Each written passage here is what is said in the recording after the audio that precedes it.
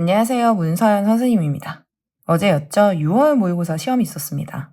선생님이 원래는 모의고사 해설을 현장 강의 수업을 하고 그 부분을 편집해서 올리는데 오늘은 손글씨로 빠르게 영상을 하나 찍어보려고 합니다. 이유는 선생님이 생각하지 못했던 오답률이 나왔더라고요. 선생님이 어저께 모의고사를 처음 시험지를 받고 그리고 문제를 풀었을 때에는 시험이 되게 쉬워서 등급컷 자체가 되게 높겠구나라는 생각을 했어요. 왜냐면 선생님 학생도 엄청 쉽게 풀었다고 얘기를 했거든요. 이 친구는 선생님이랑 작년에도 공부를 했던 친구예요. 근데 작년에는 선생님이랑 사회문화는 안 하고 생활과윤리만 했었어요. 생활과윤리 만점 맞았죠. 근데 이제 다시 공부를 하는 친구입니다. 이번 6월 모의고사 이때는 선생님이랑 사문, 생윤 둘 다를 합니다. 6월 모의고사 사문, 생윤 전부 50점 맞았어요. 생윤 모르는 거 하나도 없었어요. 선생님이 딱 바라는 게 이거거든요. 제대로 공부하면 모를 수가 없다.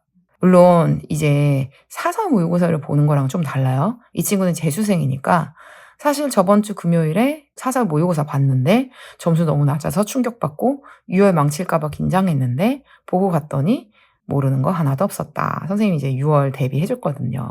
사문도 15분이나 남았다. 이번 사문 너무 쉬웠죠. 어쨌든 선생님이 보여주고 싶은 게 이 얘기예요. 제대로 공부를 했다면 모르는 게 있을 수 없다. 특히 평가원에서는. 그러면 그 이유가 무엇이냐? 선생님이 수업 때 항상 하는 말이 있습니다. 만점 맞을 만큼 공부하면 만점이 나온다. 근데 이건 공부의 양을 늘려야 된다. 이 부분도 분명히 반영이 되어 있는 이야기예요. 하지만 진짜 중요한 건 목표 달성에 필요한 행동이라는 거예요. 우리는 수능 만점을 위해서 공부하죠. 수능 만점을 위해서 어떻게 공부해야 될까요? 정말 많은 사설, 많은 컨텐츠, 원전 그 자체, 이거를 평가원이 요구한 거라고 생각하시나요? 아닙니다.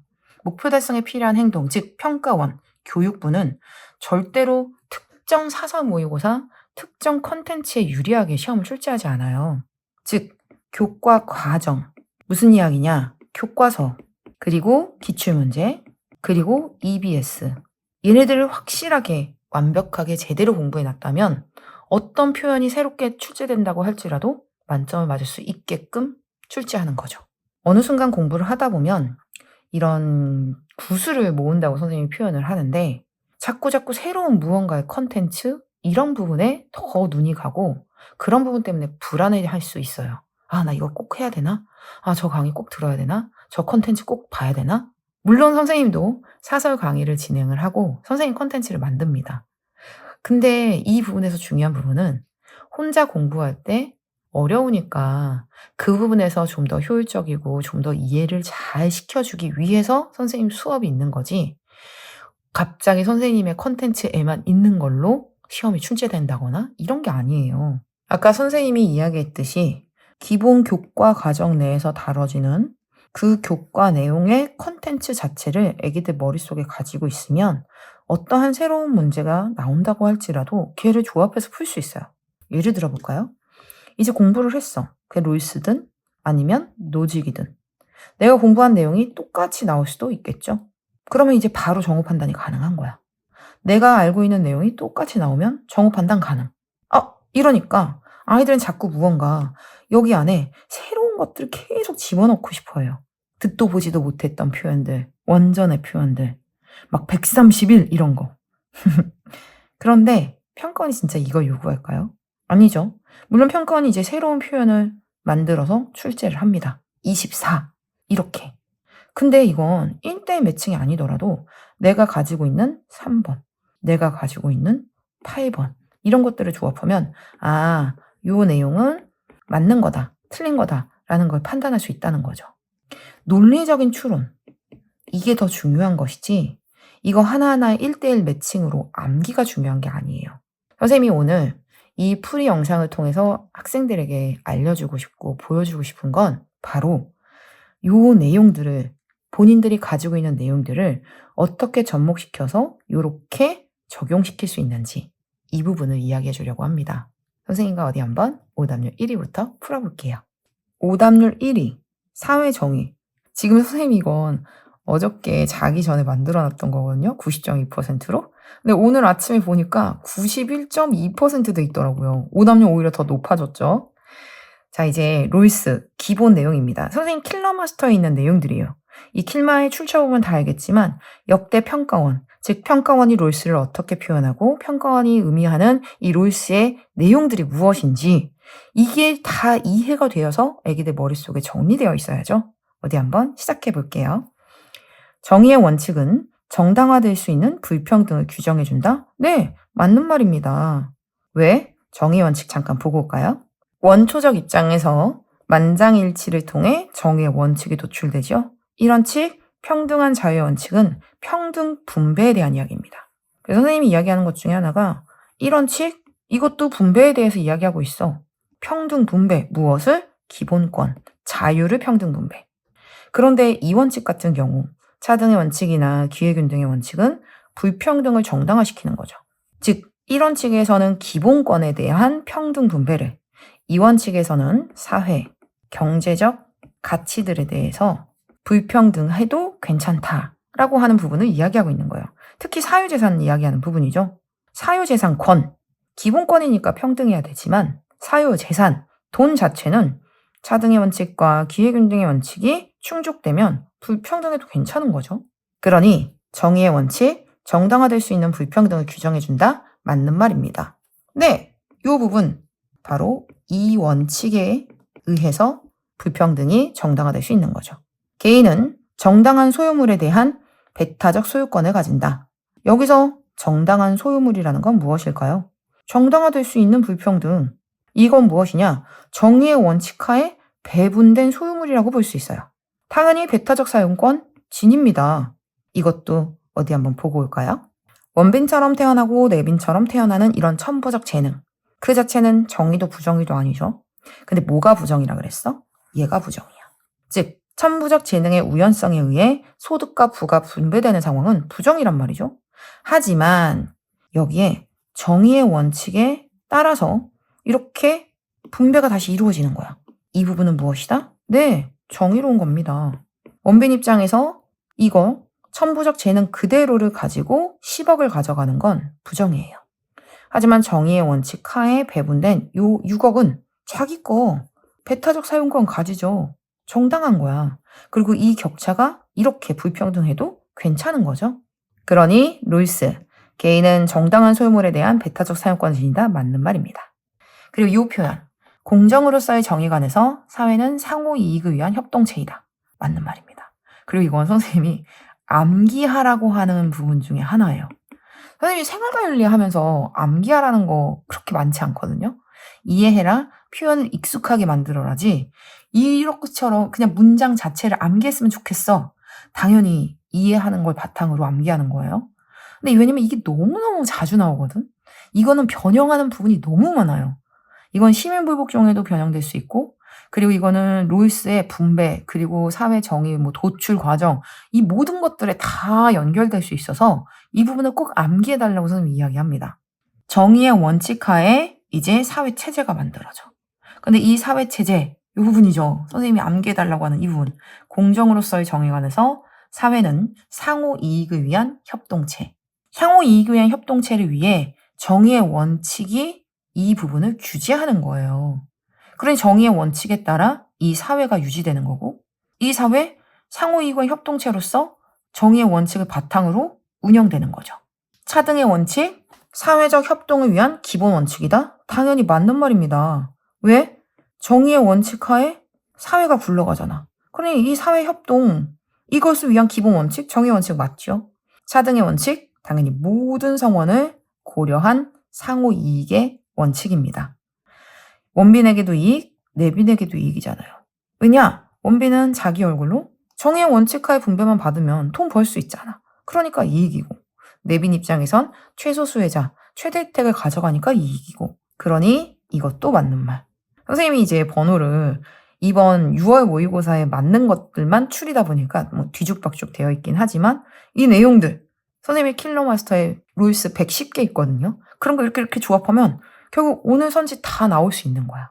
노직도 마찬가지입니다. 노직 확인해 볼까요? 국가, 범죄로부터 시민을 보호하고, 네, 범죄로부터 시민을 보호해야 돼. 계약 이행도 해야 돼. 그리고 부정의가 발생했을 땐 교정도 해야죠. 그러니 범죄로부터 시민을 보호하고 계약 이행을 감시하는 최소국가의 역할을 담당해야 한다. 국가. 맞는 말입니다. 개인의 소유권을 침해하지 않는 과세 정책? 가능하지요. 왜냐? 자, 이게 세금을 부과하는 거야. 개인의 소유권을 침해하지 않는 과세 정책. 국가로부터 시민을 보호하고 계약 이행을 감시하기 위해서는 당연히 돈이 필요합니다. 세금이 필요한 거야. 그러니 당연히 이 개인의 소유권을 침해하지 않는 과세 정책 가능하지요. 소유물 취득의 정당성, 타인의 처지 개선을 요구할까요? 그렇진 않죠. X입니다. 왜냐? 세금 가능하지만 타인의 복지 증진을 위한 세금은 가능할까 안 할까? 이건 불가. 그러니 타인의 처지 개선 요구하지 않습니다. 복지 증진을 위한 소유 권리 제한할 수 있느냐? 말도 안 되죠. 이게 롤스 노직이에요. 자, 이제 어디 한번 문제 풀어볼게요. 갑을 사상가, 갑이 롤스, 그리고 을이 노직입니다. 답은 1번이었습니다. 왜냐? 어디 확인해 볼까요? 정의로운 분배 결과로 생긴 불평등, 조정의 대상 아니다. 여기서 정의로운 분배가 뭐죠? 바로 얘잖아. 정의의 원칙에 따른 분배. 바로 요거. 불평등하죠? 근데 괜찮은 거야. 얘는 영향력을 줄여야죠. 얘는 부정이니까 이 부분에 대해서는 국가가 재산소유 민주주의 이 형태로서 정의의 원칙 적용될 수 있게끔 여기에서는 조정이 들어간다고 볼 수 있어요. 근데 얘는 아니잖아. 그죠? 그러니 정의로운 분배의 결과로 생긴 불평등은 조정의 대상 아니다. 맞는 말입니다. 사회 구성원 모두의 협력을 가능하게 하는 분배만이 정당하다. 바로 무슨 얘기일까요? 정의의 원칙 하에 분배되는 상황을 얘기하는 거죠. 이것만이 정의롭잖아. 왜 그러느냐? 사회 구성원 모두의 협력을 가능하게 하는 거, 상호 이익 위한 협동체. 이 협동체에 유지될 수 있게끔 정의의 원칙이 있잖아요. 그런 정의의 원칙 하에 이루어지는 분배만이 정당하지요. 니은 맞는 말입니다. 디귿. 부정의한 분배의 교정 이외에 국가의 역할을 허용해서는 안 된다? 자, 다시 가볼까요? 국가 어떤 역할을 해야 된대? 범죄로부터 시민을 보호하고 계약 이행해야 된대. 그러니 교정 이외에도 이런 역할이 있잖아요. 그러니 디귿 답이 되지 않습니다. 리을. 분배 정의의 목표입니다. 개인의 자유와 기본적인 필요 보장. 우리가 이야기하는 기본적인 필요 보장에 최소 수혜자에게 최대 혜택 주는 것처럼 이건 복지에 대한 개념이겠죠. 근데 노직 입장에서는 얘는 안 되잖아. 그러니 노직 X가 됩니다. 답은 기억, 니은 몰라 1번. 근데 이게 무려 91.8%. 근데 이게 이렇게 어려웠나라고 생각하기에는 선생님이 좀 의아한 부분이 있어요. 왜냐면 물론 새로운 표현들인 건 맞아요. 정의로운 분배 결과로 생긴 불평등 조정의 대상인지 아닌지, 기본적인 필요 이 부분이 무엇인지, 그리고 국가의 역할 무엇인지, 이 부분은 이런 부분들은 그래 요 선지 그대로가 나온 적은 없었어. 하지만 우리가 지금 이거 다 평가원들이잖아. 평가원이 무엇을 얘기하고 있고 이 표현들, 평가원이 다뤘던 이 사상가들의 주장이 무엇인지를 알고 있었다면 답 고를 수 있는 거죠. 다시 얘기하지만 선생님의 컨텐츠? 물론 탐이 날 겁니다. 이건 선생님도 알아요. 왜냐면 선생님이 이 킬러 마스터 학생들 반수하는 학생들 와가지고 선생님 저 킬러 마스터 주세요 이러면서 이거 가지고 복습하고 막 이러거든요. 왜냐? 가장 간략하게 얘네들을 압축시켜놨으니까. 하지만 이 기출들 선생님 킬러 아니더라도 애기들 기출문제들 볼 수 있잖아요. 그 기출문제들을 제대로 완벽하게 이해하고 있었더라면 어렵지 않게 답을 고를 수 있었습니다. 자, 이제 2번 문제도 풀어볼게요. 오답률 2위는 시민불복종 문제였습니다. 바로 선생님이 요거 추려놨으니까 이 추린 내용들을 통해서 지금까지 기출에서 어떻게 평가원이 롤스, 싱어를 표현하고 있는지, 소르를 표현하고 있는지 확인하면서 이 내용 다시 한번 정리해보는 시간 가져봅니다. 롤스, 헌법에 규정된 방식으로 제정된 법은 시민불복종의 대상이 아니다? 무슨 말이야. 시민불복종의 대상 될 수 있습니다. 왜 그러느냐? 헌법에 규정된 방식으로 만들어졌다고 할지라도 부정의한 법이 생길 수 있잖아요. 시민불복종의 대상, 민주적인 정부의 법도 부정의하다면 시민불복종의 대상이 될 수 있지요. 이거 선생님이 시민불복종의 대상이 어떻게 구분되는지 선생님의 표, 이건 너무 잘 만들었어. 이 표를 정리해 볼까요? 바로 이 표였죠. 선생님이 만든 표입니다. 그냥 이걸로 다 집어넣으면 새로운 표현이 나와도 다 정오 판단을 할 수 있어. 1원칙, 2원칙, ABC, 평등한 자유의 원칙, 차등의 원칙, 기회균등의 원칙을 ABC라고 한다면 이건 우리가 지켜야 되는 거죠. 그런데 평등한 자유의 원칙과 기회균등의 원칙을 현저하게 위반한 부정의한 법과 정책에 대해서는 시민불복종할 수 있습니다. 약하게 이렇게 위반한 것들은 시민불복종 대상 안 돼요. 차등의 원칙은 아예 시민불복종 대상 안 되죠. 지금은 간략하게 표현했지만 이 부분은 선생님이 진짜 수업 시간 내내 강조한 거. 오직 이 두 가지만이 시민불복종의 대상이다. 그래서 선생님이 이 부분 스펙트럼에서 아예 한 장으로 정리해놨어요. 시민불복종의 대상 딱 두 개밖에 없다. 정의의 1원칙 현저하게 위반한 거. 정의의 2원칙 중 기회균등을 현저하게 위반한 거. 아무리 민주적 절차를 통해서 만들어졌다고 할지라도 의회를 통해 제정된 법이라고 할지라도 시민불복종 대상 될 수 있잖아요. 이제 여기에 새로운 표현이 나왔다고 쳐. 다수결에 의해서 제정된 법. 다수의 지지를 받은 법. 당연히 시민불복종 대상 될 수 있죠. 왜? 그 법이 정의의 1원칙과 정의의 2원칙 중 기회균등의 원칙을 현저하게 위반한 경우라면.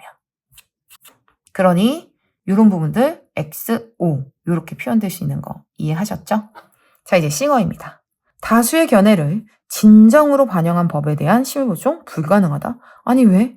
이건 싱어도 마찬가지죠. 아무리 다수결로 만들어졌다고 할지라도 부정의하다면 시민불복종 할 수 있죠. 시민불복종 그 결과의 조음에 의해 정당화됩니다. 싱어는 결과주의예요. 그러니 당연히 맞는 말이죠. 시민불복종이 정당화되기 위해서는 결과가 좋아야 돼. 만약에 그 결과가 좋지 않았다면 얘는 정당화될 수 없는 거예요. 그래서 우리는 시민불복종이 사회에 미칠 전체적인 이익과 손해를 저울질해봐야 되죠. 시민불복종, 민주적인 결정을 복원하려는 시도입니다. 이 얘기는 무엇이냐? 지금 정의롭지 않은 상황에서 시민불복종이 이루어지는 거잖아요. 그러니까 민주적인 결정을 복원, 정의를 실현하는 거예요. 그러니 맞는 말이죠. 그리고 이제 41번. 이거는 선생님이 작년 에티켓에서 가지고 온 내용입니다. 올해 에티켓은 지금 만들고 있어요. 근데 요 내용을 한번 봐요.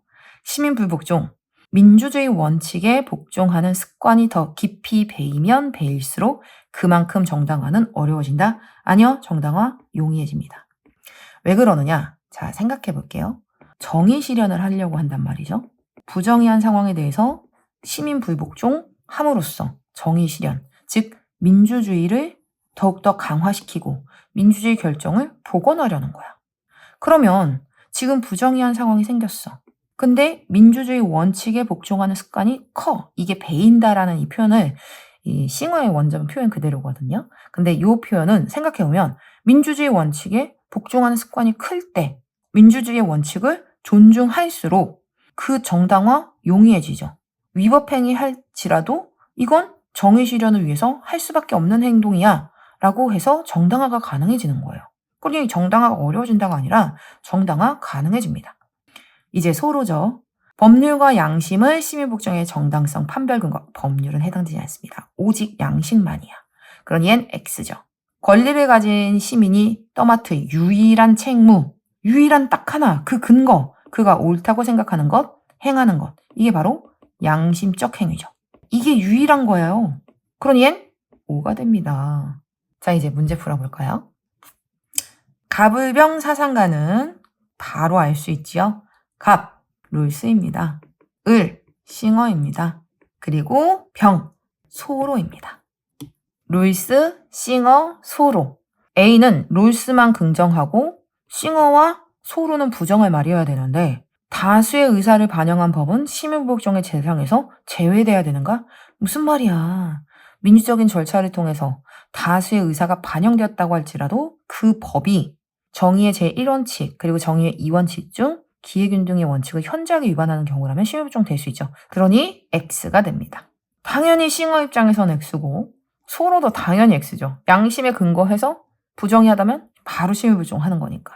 그러니 1번 답이 될 수 없습니다. 니은, B에 들어갈 질문.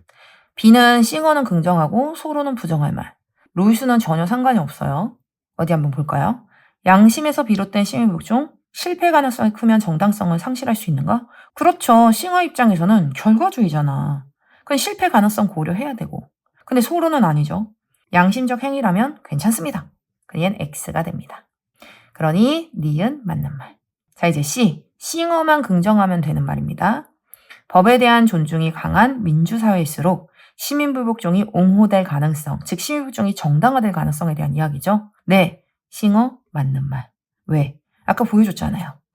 시민불복종, 민주적 결정을 복원하려는 시도인데 민주적인 원칙에 복종하는 습관이 클수록 그 시민복종 정당화 쉬워집니다. 이 표현 그대로죠. 법에 대한 존중이 강한 민주사회일수록 시민불복종이 옹호될 가능성 높습니다. 5가 됩니다.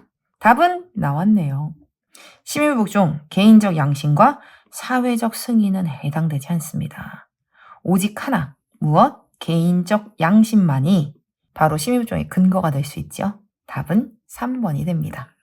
그런데 많은 학생들이 이 4번을 골랐더라고요.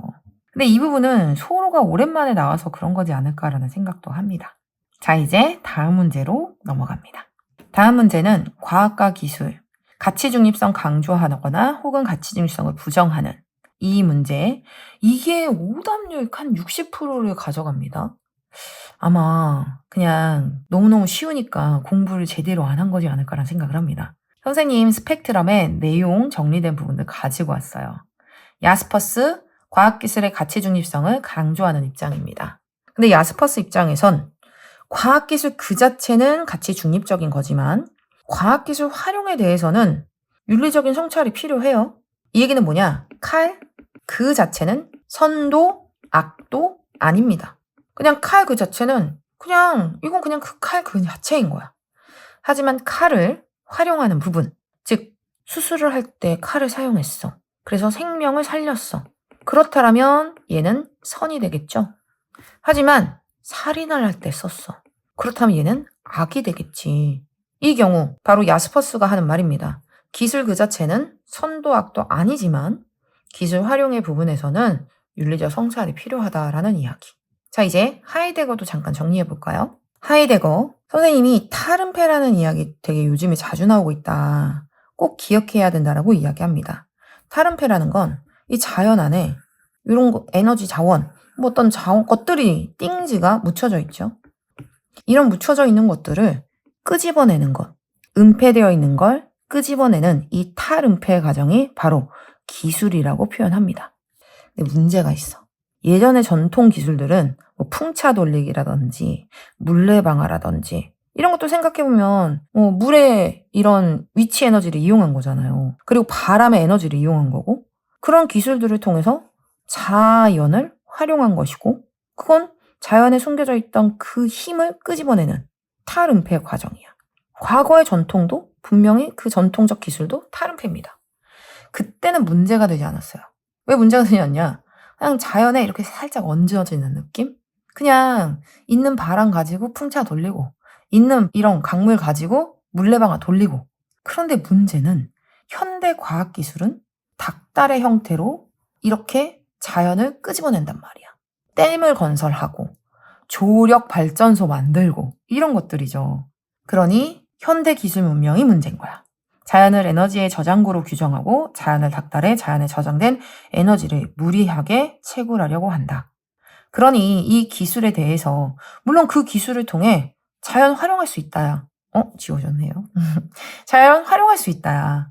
그런데 이 활용하는 과정에 윤리적 성찰을 해야 되는 거죠. 제발 기술의 본질을 고찰해라. 이 기술의 본질, 이 부분들을 고찰해야 된다는 이야기죠. 기술의 종속에서 벗어나 기술과 자유로운 관계를 맺을 수 있다. 바로 하이데거의 주장이었습니다. 문제 풀어볼까요? 갑은 하이데거입니다. 그리고 을은 야스퍼스죠. 이제 답 골라보면 현대인은 기술의 본질에 대한 충분한 이해를 결여하고 있습니다. 맞는 말. 결여하니까 이렇게 기술의 본질을 고찰하라고 주장하고 있는 거잖아요. 그러니까 이게 맞는 말. 또 기술은 존재의 의미를 드러내주는 방식으로 기능할 수 있다. 요거 탈은폐의 과정. 이 띵즈들을 끄집어내는 거. 탈은폐의 과정이잖아. 그러니 니은 맞는 말입니다. 그리고 을. 기술을 선택하고 그 활용을 결정하는 기준은 가치 중립적. 야스퍼스 입장에서 활용은 가치 중립적일 수 없어. 다시 또 볼까요? 여기 봐봐. 기술 활용에 대한 입장은 윤리적 성찰이 필요하잖아요. 그러니 얘는 X가 됩니다. 리을, 기술은 인간의 목적을 위한 수단임을 부인할 수 없다. 당연하죠. 이거 타름패도 어떻게? 자연을 끄집어내는 이런 기술, 수단. 그러니 하이데거도 맞는 말. 당연히 야스퍼스도 맞는 말이죠. 답은 4번이 됩니다. 이 부분도 다시 한번 이렇게 정리를 해보면 어렵지 않은 거구나 라는 걸 확인할 수 있었죠. 지금까지 오답률 1위, 2위, 3위 문제를 살펴봤습니다. 근데 선생님이 무엇을 이야기하고 싶은지 알았죠? 즉, 새로운 선지, 새로운 표현들이 수능장에서 또 나올 겁니다. 근데 그건 새로운 개념은 아닐 거예요. 오히려 6, 9월에는 새로운 개념들을 보여줄 수 있어요. 2년 전 간접적 심리불복종처럼 혹은 작년 6월 모의고사에 칸트 같은 경우 교정적 정의에서 사형이 사회계약에 포함될 수 있다처럼 지금까지 다루지 않았던 내용들이 등장할 수 있습니다. 근데 올해는 아예 그게 없었어요. 6월에. 근데 수능은 그렇지 않아요. 수능은 새로운 내용을 보여주지 않습니다. 올해 6, 9월 잘 분석하고 그리고 올해 모의고사들 잘 보고 그리고 올해 EBS 그리고 지금까지 역대 모든 기출문제들을 잘 정리해놨다면 새로운 표현이 나오더라도 이거 논리적 추론을 통해 답을 고를 수 있을 겁니다. 그 과정에 이해가 안 된다라고 하는 부분들은 선생님의 수업에 도움을 받을 수 있을 것이고 그리고 컨텐츠들에 도움을 받을 수 있을 거예요. 근데 이게 갑자기 막 생뚱맞게 어려운 원전 어디 귀퉁이 지금까지 한 번도 듣도 보지도 못한 내용 이런 것들에 집착할 필요는 없다라는 거죠. 자, 이렇게 해서 6월 모의고사 해설을 전부 마무리 지었습니다. 다음 시간 더 좋은 영상으로 찾아뵙겠습니다. 안녕! 다음 시간에 또 만나요.